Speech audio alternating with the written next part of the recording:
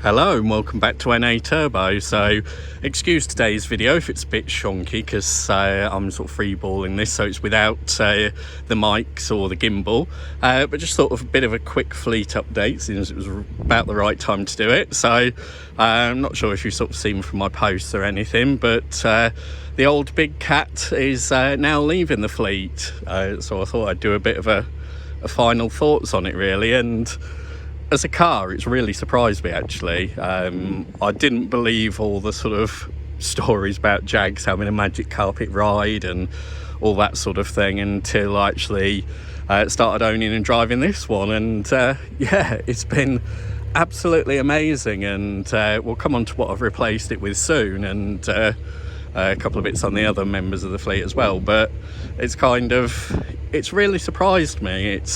I didn't want to swap it, if I'm honest, but there's a few things which are the negatives, which we'll come to first. Obviously, it's the 3-litre V6 petrol, so you don't assume it's going to be the most economical thing on the planet.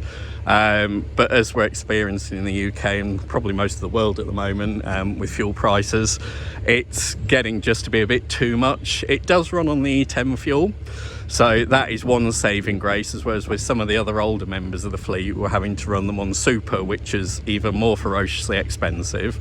But the good thing about that is, yeah, I'm not doing that many miles, 2,000 to 3,000 on each of the other cars, so it doesn't work out that bad when you're doing that little miles. But this runs on the E10 fuel, so that's one good bit. The negative side is, around town it'll do anywhere from sort of 17 miles to the gallon to, on A roads, about sort of 26, 27.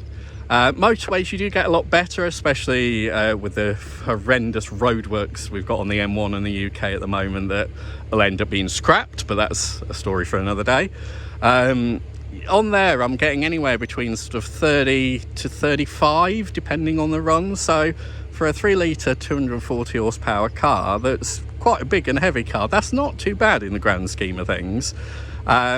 So fuel economy, if it was just that alone that was a negative, wouldn't necessarily put me off. The actual bad and the most thing that's put me off with this car, which we'll come on to now, is its tax bracket. So 2008 was a very weird year in the UK in terms of tax, road tax and emissions.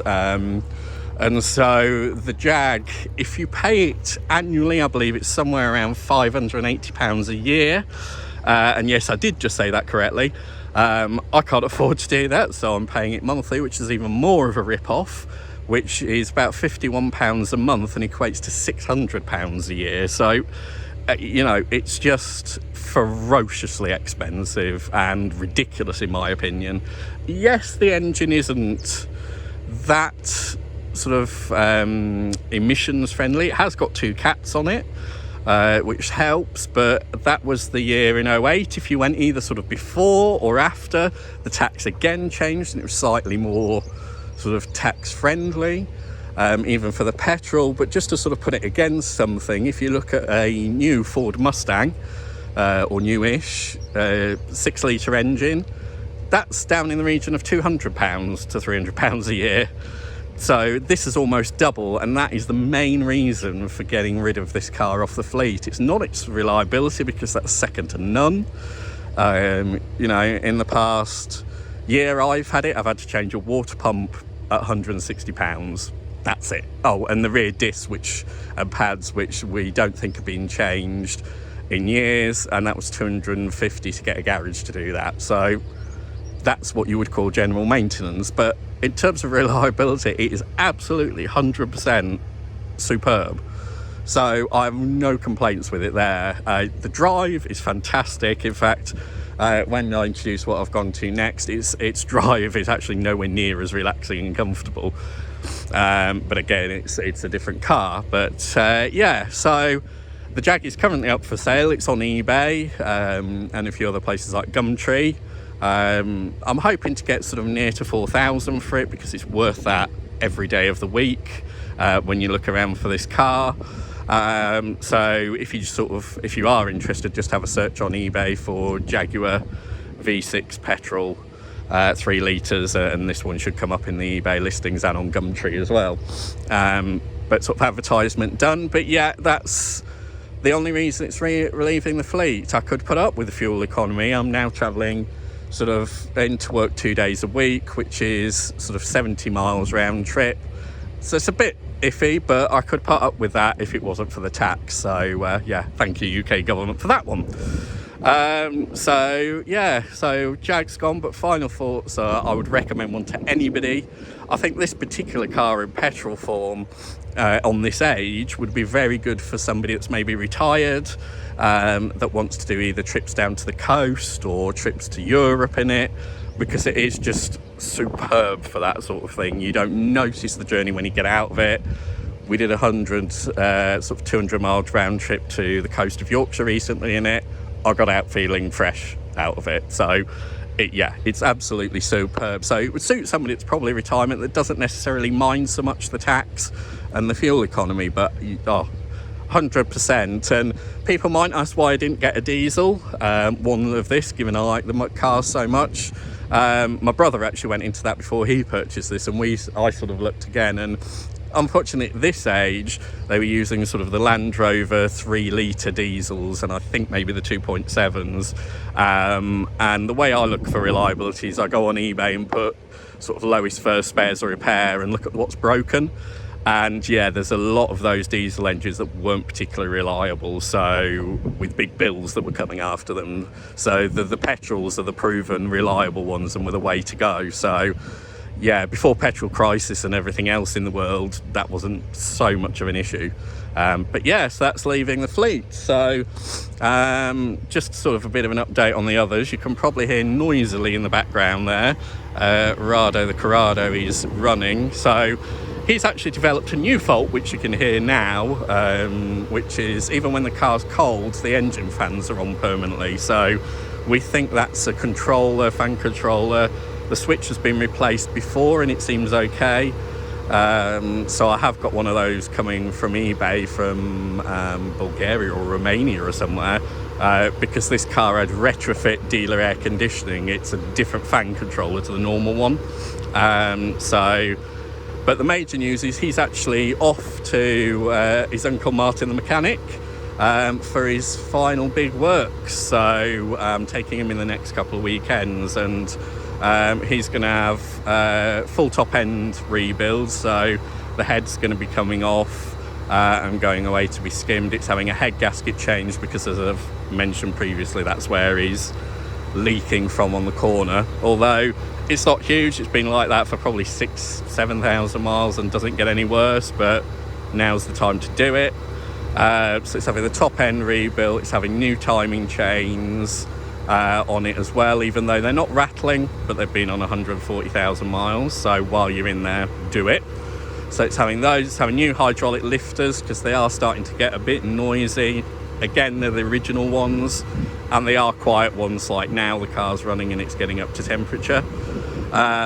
So they'll be on there, and I'm hoping you can still hear me above the fans at this point, because that's the issue, which we'll sort as well. But above having that, it's also having a lower mileage gearbox fitted, because I think, as I explained in the story of this car, it was a broken automatic when I bought it 10 years ago.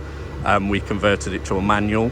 So that was done with the gearbox that the seller had, which came off a Mark III Golf VR6, and quite frankly, I think it's probably done 200,000 miles. So the one that's on it, it whines, it's sloppy, the diff's noisy in it, and I've got a low mileage gearbox off a 60,000 mile car, so Martin's going to put that on for me as well.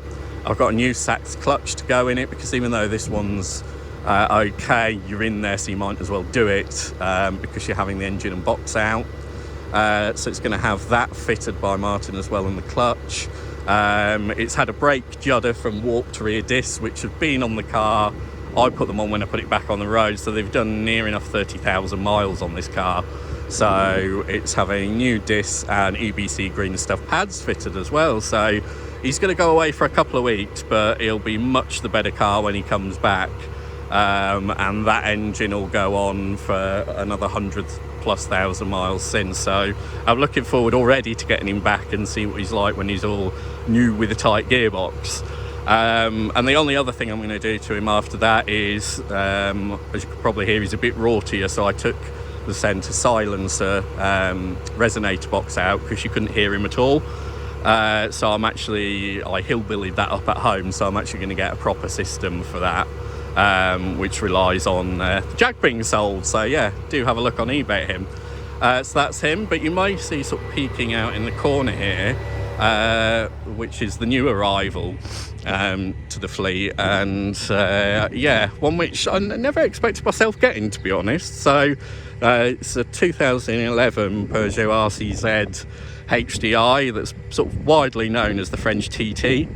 So it is, if you look around it, sort of more or less a carbon copy of a TT from the early days, but with sort of nice styling cues on it. So as we sort of look around it, you can see what I call the arse, or butt cheeks to be more politically correct, rear sort of glass section, which is really unusual. And I think at this sort of age, dare I say it, being a VAG fan, the TTs went a bit boring in style, and so this, in comparison, I think looks really good. In particular, this car's got a quad exhaust system on it, so this was a Peugeot dealer option. They normally came with twin pipes, but as a retrofit at the Peugeot dealer, when you bought it, you could have quad pipes fitted. So even though it's a diesel, I still think they look amazing. Yes, it probably is quite childish, but yeah, it's really good. Obviously, you get diesel sound out of it, so you know it's not going to win any sound contest, but just in terms of looks. The other thing it's got as well was these uprated alloys, to sort of 19-inch Peugeot alloys, where the standards were 18. I'll do a full sort of in-depth look around it and what I think of it when I've driven it a bit more. I've only had it about a week so far. It also has Peugeot full leather with, you probably can't see through the window there, but Peugeot embossed in the seats, which is a bit of an Alfa rip-off. But it's got full media system and everything in it, which flips up. So yeah, I didn't expect myself buying one of these, if I'm honest. But I was going through that process of what do I replace the Jag with, and as we know, used car prices have gone through the roof recently for supply issues and everything. So I looked at various sort of saloons and things the size of the Jag, and they were coming in above my budget.